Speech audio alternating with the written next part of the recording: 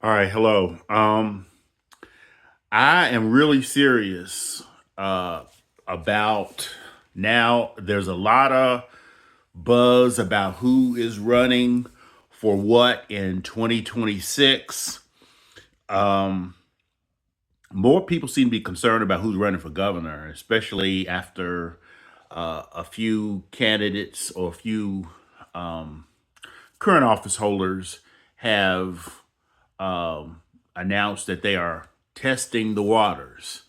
Um, I want to be really clear about a couple of things. First of all, I think that we should be just as concerned about who's running for ag commissioner as we're running for governor. Okay. And here's the reason why. And this is certainly not to toot my own horn at all. But those of you who know me know that in 2018, there were no candidates for agriculture commissioner going into qualifying week. We literally, me and a couple of people, those of you know that were part of this process, we were literally calling around people, asking them, considering, can you run? That was the only statewide office that there were no Democratic candidates at all. So much attention was paid to the top, no attention for any of the down ticket races at all. Especially, I don't want to say that the ag commissioner race is like the lowest race at all. I think they're all equally important.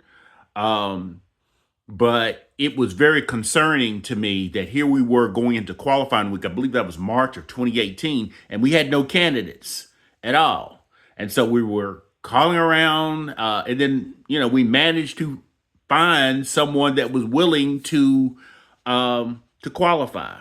And my thing is, let's not wait until qualifying in 2026 and not consider all of the offices from LTG, Secretary of State, everything. All right. And what I'm interested in doing, instead of like endless social media posts, I really am interested in maybe hosting some kind of conversation with plain, ordinary, average people, party types, uh, whoever is interested in this issue. Because I think it's important for us to start talking about it now and not waiting a year from now. Qualifying starts a year from now. Will we be ready? All right. So the other key thing is if you're a statewide candidate, uh, you need to have a certain amount of funds in order to run. And if you're not independently wealthy, and I don't know, we might have a few they could just write a check for like 1 million or 2 million. You're going to need to dial for dollars. And uh, the other thing is, in addition to that, you need to have a plan to get votes outside of the metro areas. All right. For far too long, for far too often, we've seen candidates pay attention to the areas inside 285, but not so much the areas below I-16. And every time that a statewide candidate calls me and asks for, or a prospective candidate, let me qualify that. A prospective candidate called me, my response to them is always, what is your plan for outside Metro Atlanta?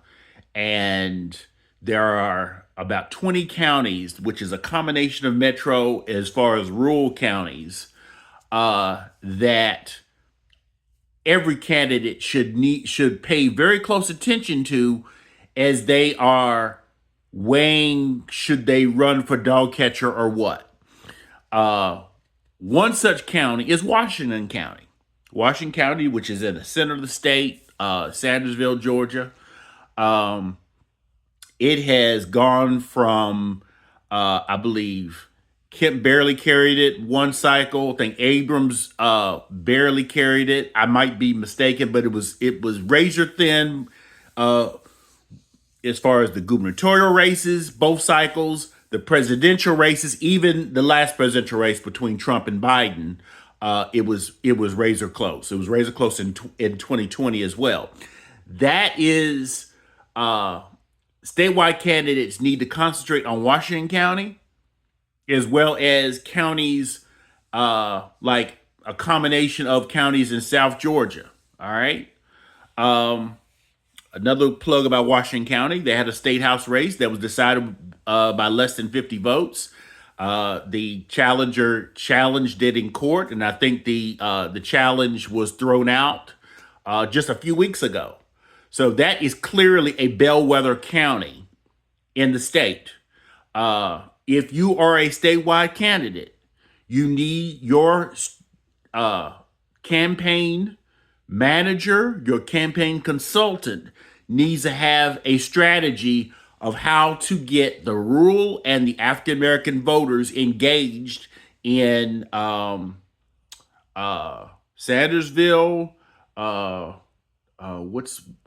What's the other towns that are there? Tennille, Georgia. And the surrounding counties, although it's not as close, but they also may need some focus as well. So that's what I would suggest. And I want to continue this conversation. And I want some ways of how we can elevate this. I can type into Facebook all day long. And every time that we hear some candidate making some kind of movement, then it's gonna generate some attention. All right. But here's the other thing. The filing of a DOI form, declaration of intent, so you can raise money, is not the end of the conversation. All right. Generally, when you hear candidates talking about they are weighing options, look, they already know that they're running. That's more like a soft grand opening. All right, a soft launch. Very rarely does a candidate pull back and say, well, after careful consideration, I have decided not to seek. Some of them probably need to make that determination. I'm just saying that in general. I'm not commenting on anybody in particular. But when someone declares that they are weighing options, or they have declared their intent, that's all that they can do right now, because qualifying doesn't start until next year. So they can at least raise money. Pay very close attention to the monies that they are raising. And with 2025 being an off-year election, they don't really have to raise as much as they would, obviously, during the election year 2026. So every reporting period, from the time they filed their DOI form, Declaration of Intent, check the ethics website and see how they're doing.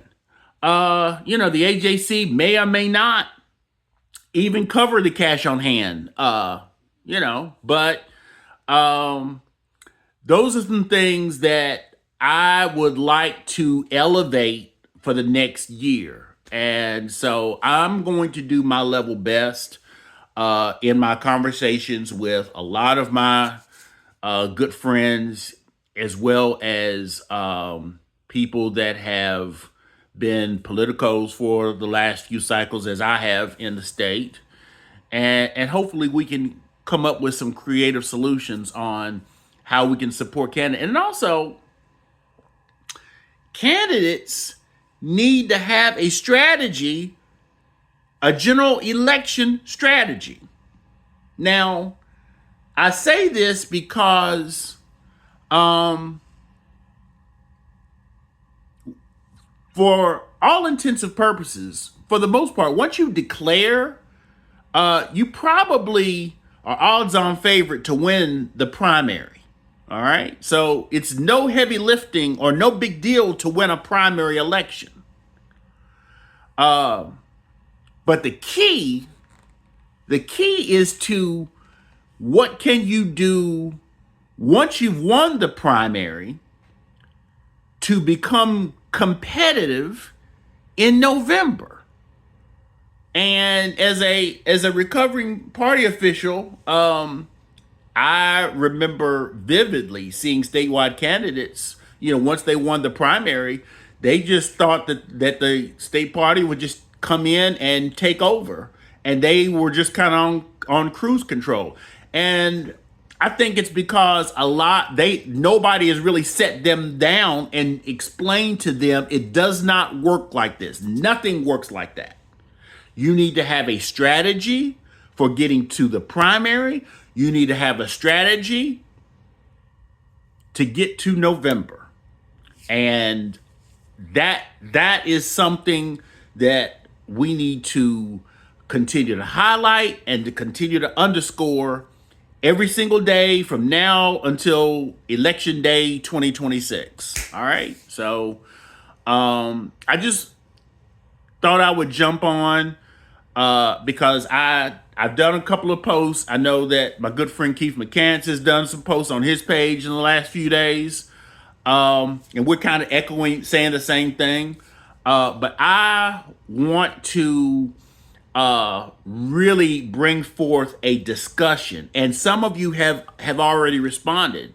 I really like to hear from people that are not politicos. I think there was one person that replied to a post I made earlier today, and they said that they're a parent.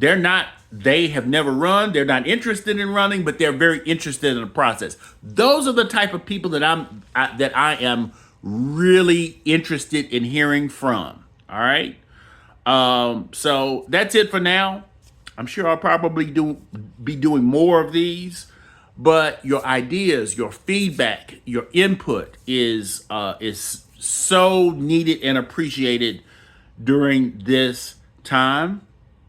And that's all I got to say for now. Take care.